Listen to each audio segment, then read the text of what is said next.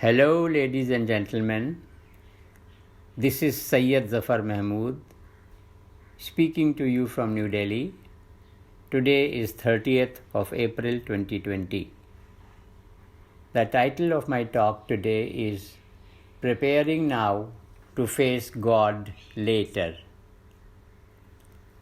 A few days ago, during the current corona lockdown, I WhatsApped my batchmates, inviting them to think about the following couplet.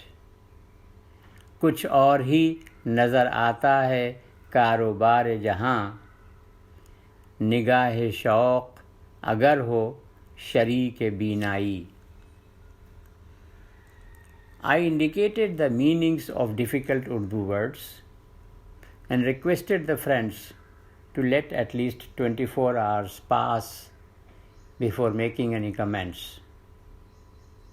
Lo and behold, there was lull for quite a few days.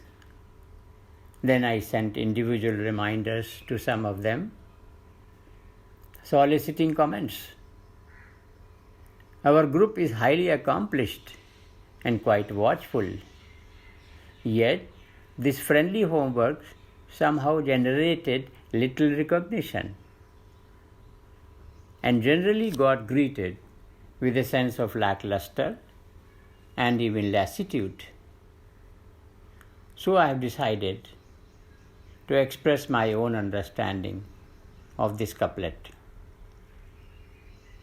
Ladies and gentlemen, Binai is the faculty to see, Sharik means companion, Nigah-e-Shauq is a term coined by the poet, meaning a willingness to meet God in the life hereafter, preceded of course by the current groundwork, preparing to answer his questioning.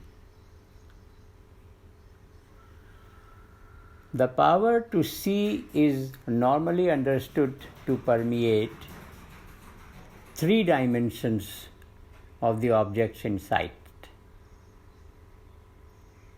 length, width, and depth. But in the scriptures, God repeatedly enjoins upon the humanity to go deeper into what appears to the eye, hinting an additional dimension.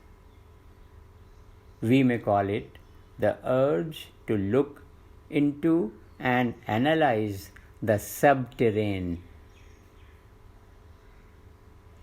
So here the learned poet is suggesting to us that while looking at umpteen mundane phenomena in our daily life and elsewhere across the cosmos, we should liberally and habitually expand and enrich the canvas and the penetration of our sight, and keep trying to comprehend the great divine layout,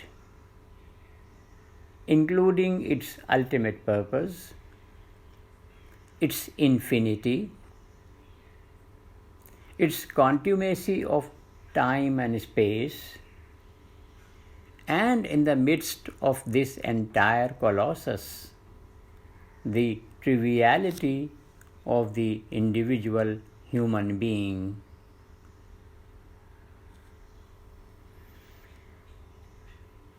Ladies and gentlemen, when a person thus begins appreciating the fragile reality of mundane existence and the undercurrent of the fast changing worldly time, she or he begins realizing that one should not squander away the transient opportunity of worldly life, nor create mischief in society, and should instead fill every minute of life with 60 useful seconds.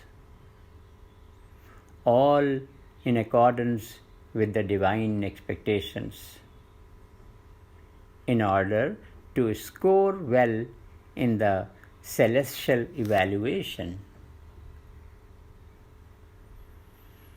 Besides, we are aware that in addition to the feelings of love, happiness, surprise, sadness, anger, and fear, as against all other creatures, the human being has been given unusual reflexes like pride, shame, embarrassment, envy, jealousy, and disgust. Man's divine challenge is to suitably manage this second category of reflexes in such a manner that the individual human existence on earth is selflessly helpful in maintaining societal orderliness, peace, and tranquility, giving rise to greater all-round love, happiness, and prosperity. The bodily organ that plays major role in achieving this goal is the human heart. The latest science says that it has ratified the scriptural revelation that inside the heart there is a mechanism enabling the heart to see.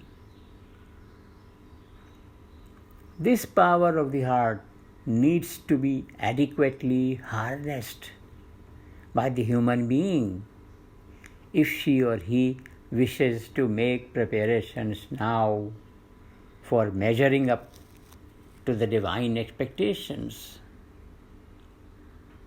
Ladies and gentlemen, this is the fascinating message that the poet is trying to convey to the humanity through the given couplet. Several weeks of my confinement during the current corona lockdown has made me realize that I and my family can pass good life with much lesser wherewithal than what I have appropriated for myself and my family. My cars are simply parked in the garage. I have not dined out in a restaurant. Dozens of my high-class clothings are simply hanging in the wardrobe. Many rooms of my house have remained shut. On the other hand, however, the hordes of men who used to gather every morning on the nearby crossing, offering their 8-hour physical labor, culminating in their getting rupees 500 each, the paltry sum of rupees 500 each, are also now locked down, but in some unfurnished shed somewhere, depending only upon chance charity food. So, as per Mahatma Gandhi, the father of our Indian nation, I should begin thinking of these most deprived persons. I should estimate their individual net worth and compare it with mine. Ladies and gentlemen, pairing this calculation of mine with the message given in the above mentioned couplet, I need to think of making a paradigm shift in my private holdings. The composer of the couplet which I have talked about is poet of the East, Dr. Iqbal, who also authored the Indian national song Sare Jahan Se Achha Hindostan Hamara.